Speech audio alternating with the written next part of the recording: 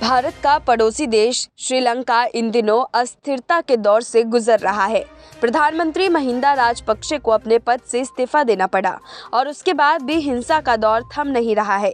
इस बीच भारत में कुछ हस्तियों ने इन हालातों का जिक्र करते हुए अपने देश को सीख लेने की नसीहत दी है। इन हस्तियों में इतिहासकार रामचंद्र गुहा, बैंकर उदय कोटक सहित कई बड़े नाम शामिल है। आपको बता दें कि कोटक महिंद्रा बैंक के सीईओ उदय कोटक ने ट्वीट किया, रूस यूक्रेन युद्ध चल रहा है और ये मुश्किल ही होता जा रहा है। देशों की असल परीक्षा अब है। न्यायपालिका, नियामक, पुलिस, सरकार, संसद जैसे संस्थानों की ताकत मायने रखेगी। वो करना जो सही है, लोक लुभावना की नहीं महत्वपूर्ण है। एक जलता लंका हम सबको बताता है कि क्या नहीं करना चाहिए।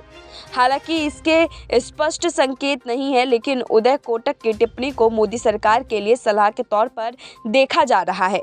उदय कोटक मोदी सरकार के समर्थकों में से एक रहे हैं। मोदी सरकार भी कई मोर्चों पर चुनौती का सामना कर रही है।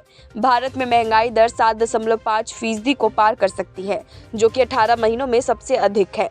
भोजन, पेट्रोल, डीजल और रोजाना के इस्तेमाल में आने वाले उत्पादों की बढ़ोतरी, कीमतें, आपूर्ति में कमी और बिजली की कमी जैसी कई समस्याएं हैं जो भारत में भी मौजूद है। इस बीच एक कार्यक्रम में मीडिया से बात करते हुए इतिहासकार रामचंद्र गुहा ने श्रीलंका के हालातों को भारत के लिए चेतावनी करार दिया है। उन्होंने कहा कि श्रीलंका एशिया का सबसे समृद्ध देश हो सकता था।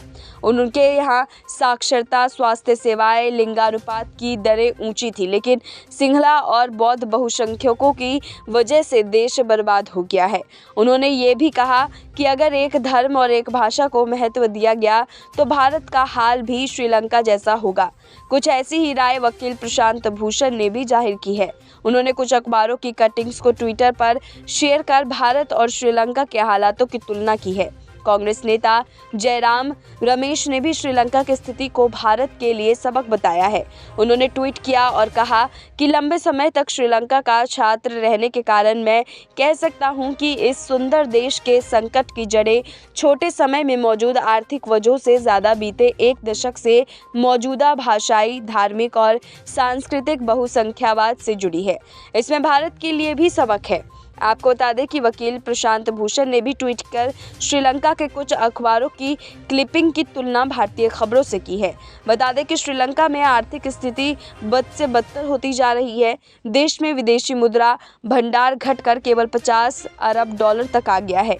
वहीं श्रीलंका का दूसरे देशों के लिए कर्ज भी बढ़कर 51 अरब डॉलर जा पहुंचा है।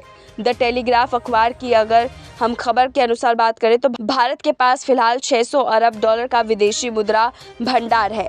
तमाम ऐसे ही अपडेट्स के लिए बने रहिए हमारे साथ और देखते रहिए नेक्स्ट 9 न्यूज़ नेशन।